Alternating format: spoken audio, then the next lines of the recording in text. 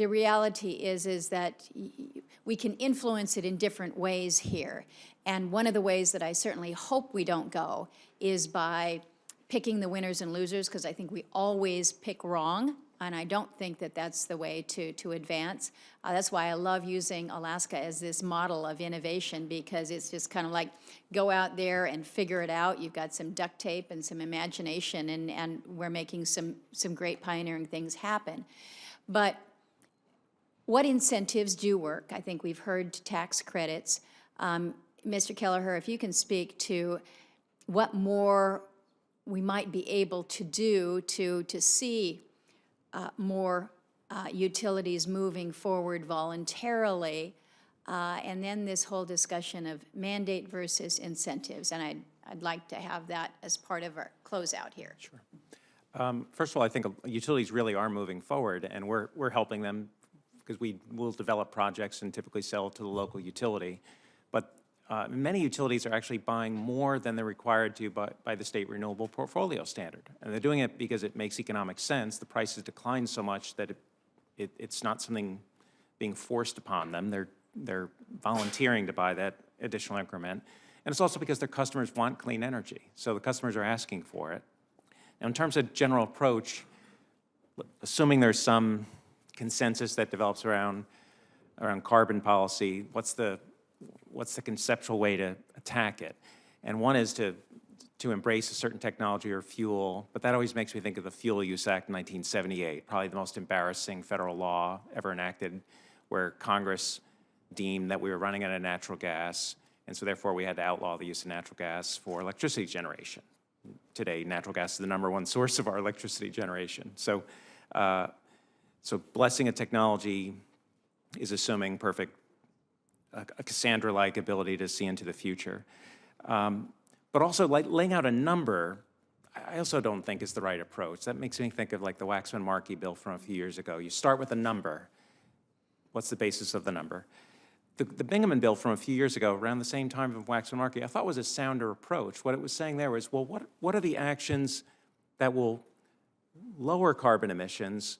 That what are the activities that will result in lower emissions that we want to incent, we want to encourage, we want to lower barriers to? And the Bingaman bill didn't have a number, didn't have a percentage target, but it embraced a suite of policies that would have the effect of lowering carbon emissions. I just think conceptually that's a better way to go, particularly if it's a technology-neutral approach. And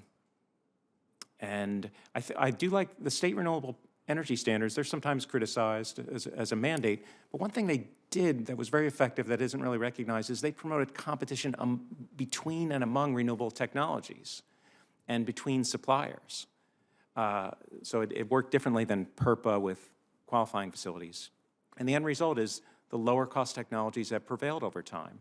Solar collector, for example, really isn't being built anymore because solar PV proved to be just much more cost effective. So sort of like encouraging competition among technologies, not blessing a technology, not laying out a number, I just think is, encouraging investment, encouraging activity, lowering barriers. That conceptually is just, I think, going to be a more successful approach. Mr. Schutt, what would it mean on the ground?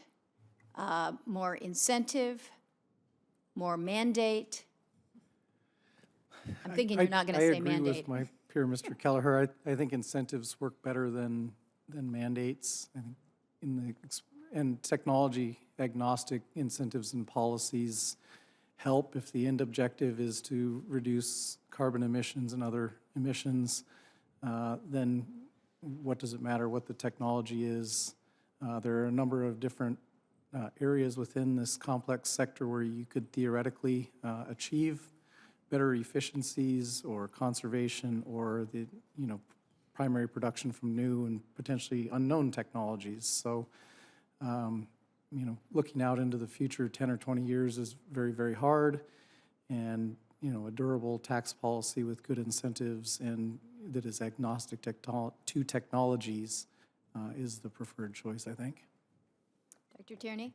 There's just two things I would add to the conversation on your question. One of them is I have not heard anyone yet talk about what I'll call preciousness of existing nuclear technologies, such that if we lose the existing fleet of nuclear reactors quickly, we are going to raise electricity rates, and we are going to have terrible problems from a greenhouse gas I agree. replacement. I'm glad you mentioned that. The second thing is, I'm thinking of the CEO of NextEra Energy when he announced his 100% aspirations for zero carbon supply in 2050.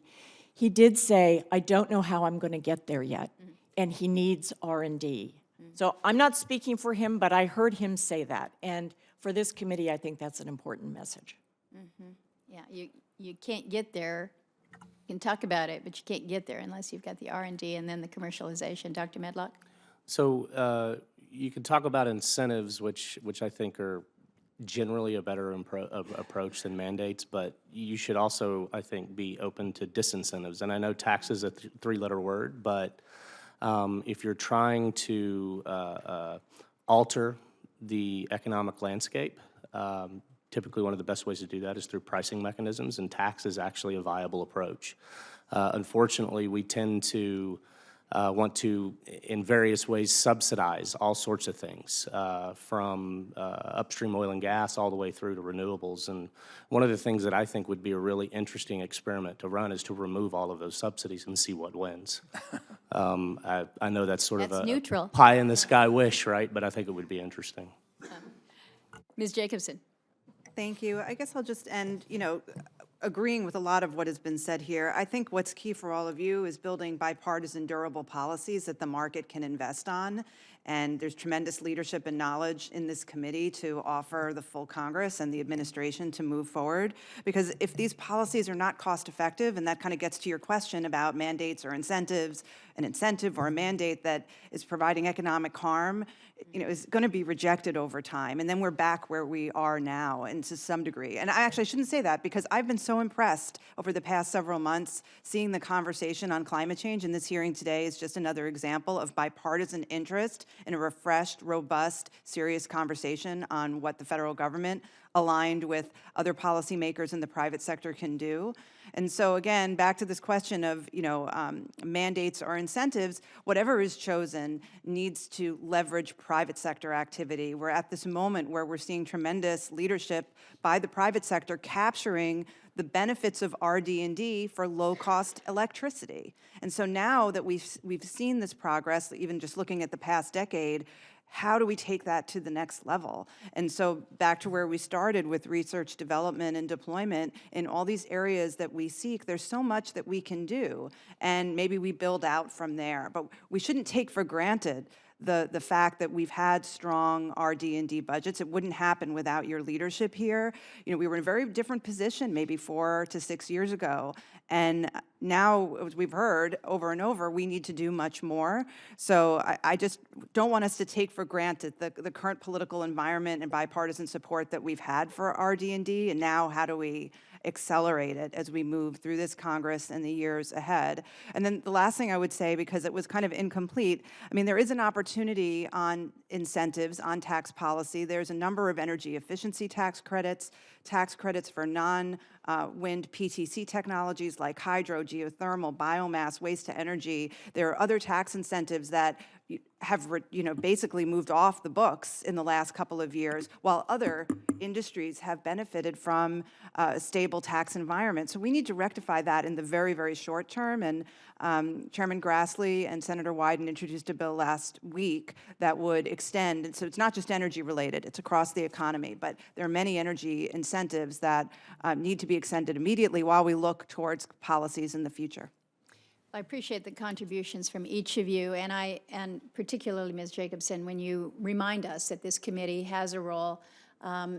Clearly, the effort here is to get a bipartisan conversation going. I think that the rhetoric surrounding the issue of climate and climate change can be so heated and so animated and so oftentimes just a very toxic discussion that you cannot get to focusing on the solutions, on where we are going in a positive way, on what it is that we we should be focused on, which is what are the technologies, either of today or that we will be coming up with tomorrow and the day following.